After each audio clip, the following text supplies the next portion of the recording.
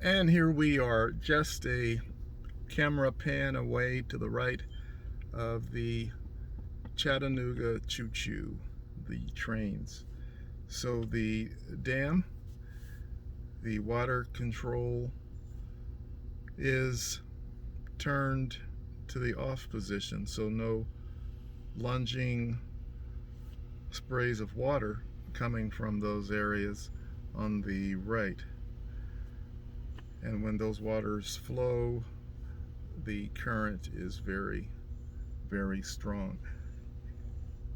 Again, my ancestor speaks, the life, death, and spirit of Emmett Till, giving full homage and respect to that young man, really a boy of 14 years old down in Money, Mississippi in 1955, and July 25th is his birthday. A daily reading. This is day 11. And we're going to stay within this chapter 3, discussing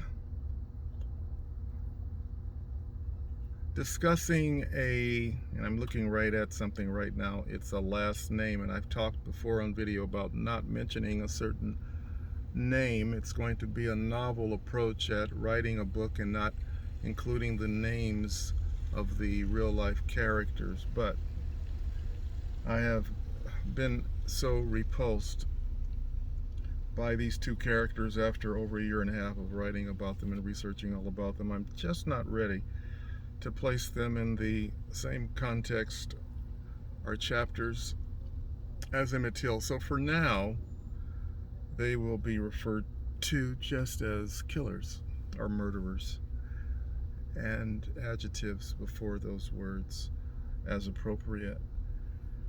So, as the reading goes, with the word so. So, there in front of the killer's store, a truck arrives filled with young men with a plan to buy treats and socialize before heading home for the day. Enter a new figure into the store. His name is Emmett Till. He was no doubt not similar in manner and appearance to other boys who frequented the country store. The workers coming and going from the cotton fields would be more the norm for the Money General Store matriarch, whose name may be likened to her husband's in this context. So I'll say the killer's wife. The matriarch, killer's wife. Based on Emmett Till's personality and magnetism, a case can be made about the killer's wife, known around town to be the flirtatious type. The novelty of Emmett Till, his confident new face in the routine of a country store surrounded by miles of open fields and woodlands of the Mississippi Delta in 1955, could have been enticing to the killer's wife, interesting even. Carolyn Bryant drawn enough to Emmett Till in ways she could not hide completely, possibly. That was the case. After Till walked out of the store, it was the killer's wife who decided to walk out onto the store's front porch. And according to Emmett's cousin, Till did whistle. The other boys fled the scene for their lives. The locals knew a dangerous line had been crossed after the alleged whistle. Let's stop there. I use the term alleged here only because giving respect, and I mentioned that the book would go by way of the explanation given by Mamie Till that her son never whistled at the killer's wife. It was just a way to help him through a moment of anxiety, because after polio he did have a stuttering problem. So she had taught him, whenever he became anxious and started to have difficulty enunciating a word, just whistle, Emmett. That's what she told him, to whistle. So be it. The cousin said he whistled. Let me read on. Next paragraph. True to form, in the South, a white woman's claim of Negro insubordination to the Jim Crow standard easily meant death. So, it was Carolyn. Oh, I actually said the killer's wife's name. Okay, maybe that's going to give me a little ease into including them. Let me read on. So it was the killer's wife's embellishment of circumstances inside the store that was the catalyst of Emmett Till's doom. Next paragraph. The word of a single white woman, quote unquote, was enough to assemble a band of poor excuses for men to form a ragtag posse. The brother-in-law of one of the killers can rightfully be described as the pistol-toting ringleader. He was a veteran of the military, but now the thuggish-mannered bully of both men and boys. The handful of others included the killer's friends. And also, it has been reported, workers of one of the killers. In fact, two of the African of American heritage. Next sentence. There were even eyewitness claims of two men who were Negro.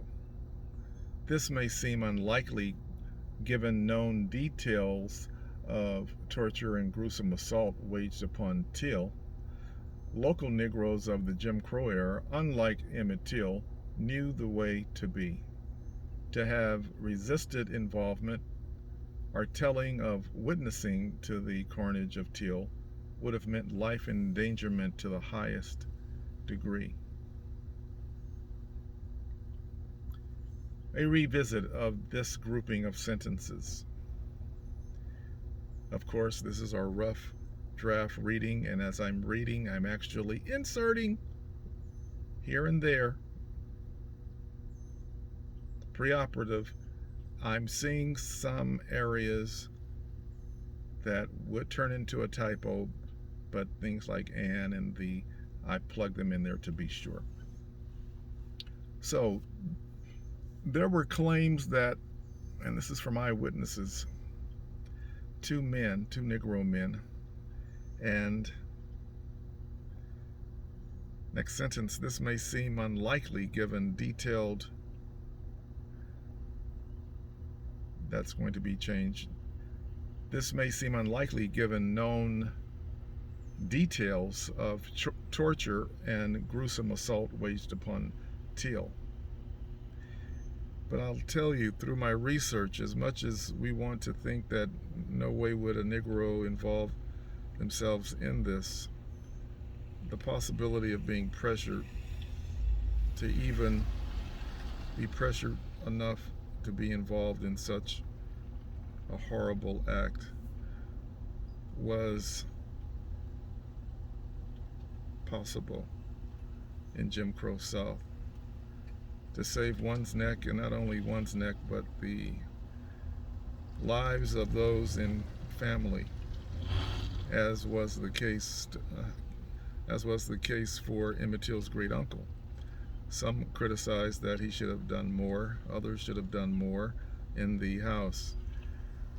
The truth of the matter is, if the uncle had attempted to leave the immediacy of the room and go for his gun. He would have been noticed and, by their standards, rightfully killed. Not only him, but the highest likelihood is that everyone in the house would have been killed. As difficult as that may be to understand or grasp. So, by not doing anything, the great uncle of Emmett Till saved the family. That was an aside. Let's read on. This sentence, it's okay, but it will be touched up a bit. To have resisted involvement or telling of witnessing to the carnage of Till would have meant life endangerment to the highest degree. The saying, "You can get yourself killed for that," was not a consequence of the Jim Crow South misinterpreted or easily forgotten. Emmett Till was far removed from thinking of himself in any danger because of the way he behaved. Everyone knew Emmett was a joker, everyone except the men who arrived to make him pay a price beyond comprehension. Emmett Till's older cousin said during an interview years later that there was nothing outside of living in the rural Mississippi Delta that can prepare someone for life in the region.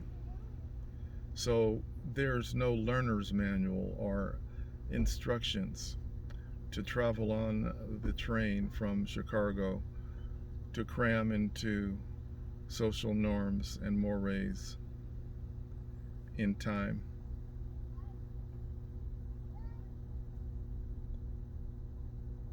Next paragraph.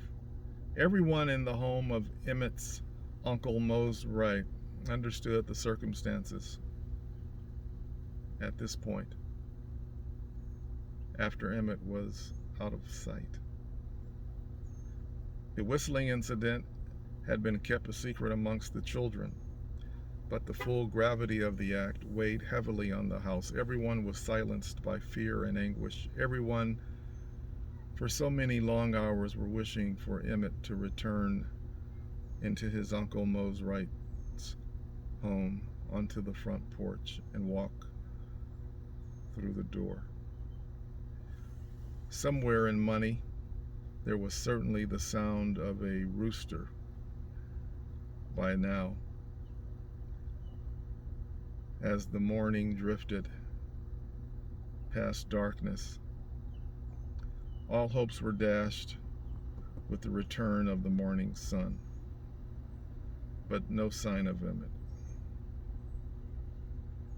The emotions in the home were thick as the most bottomless pit of helplessness and sorrow. It consumed them all. They were the last to see Emmett Till alive. His awakening to male voices with faces illuminated in the room by only a flashlight were horrible. That light was the only beacon of illumination. In this case, its brightness was leading to one of the Delta's darkest times in history, Emmett's darkest time in life, being ordered to get dressed in a hurry. According to his cousin, who had fallen asleep next to Emmett in the same bed, but was rudely awakened by all of the commotion and told to go back asleep. He said that an expression of fear showed on Emmett's face. He walked out of the bedroom with the kidnappers towards the front door, Emmett did, without ever saying a word. With the desperation of a mother having her baby ripped from her arms, Till's aunt offered money and pleaded for Emmett not to be taken away.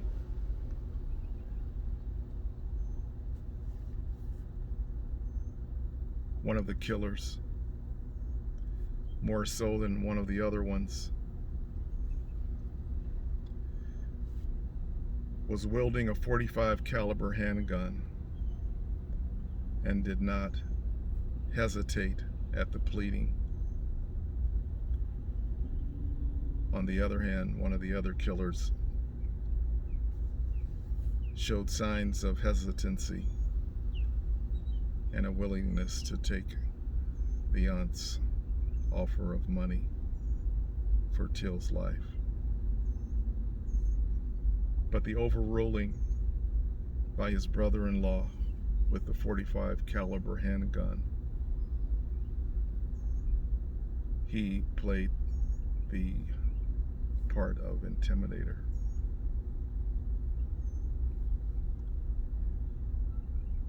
The writing was on the wall for poor Emmett.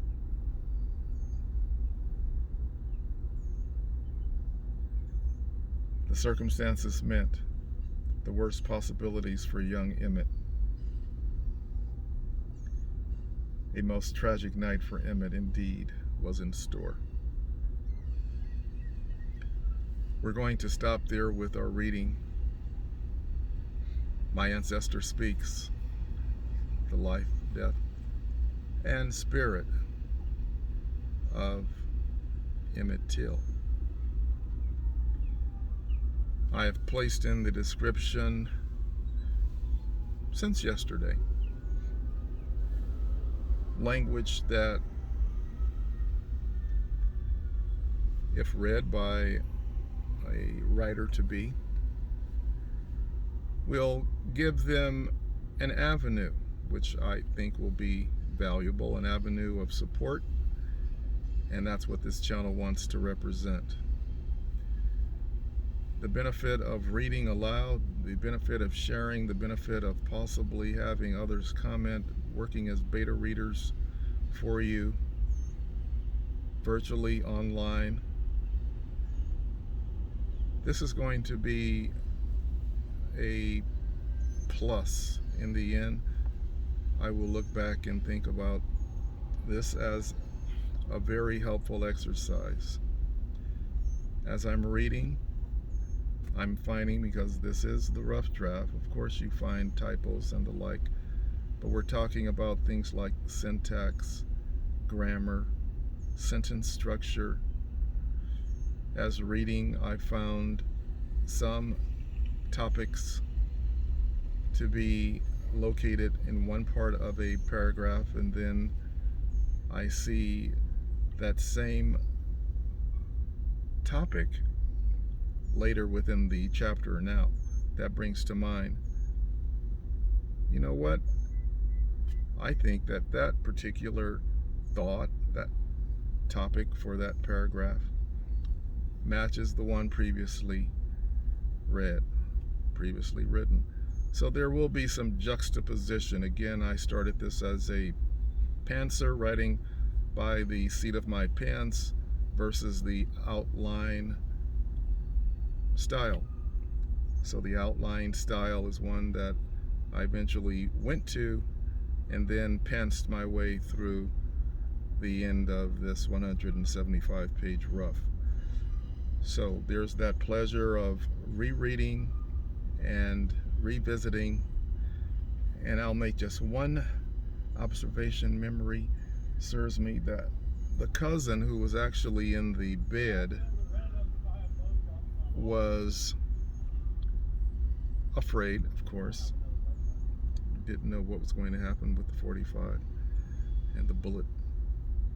But there was another cousin in another room, his older cousin, versus the younger one that was in the room. The older one was told he should go back to bed. So, peace and love. Enjoy the scenery. People are out here on a Sunday, July the 11th day of reading. People are fishing, and life goes on.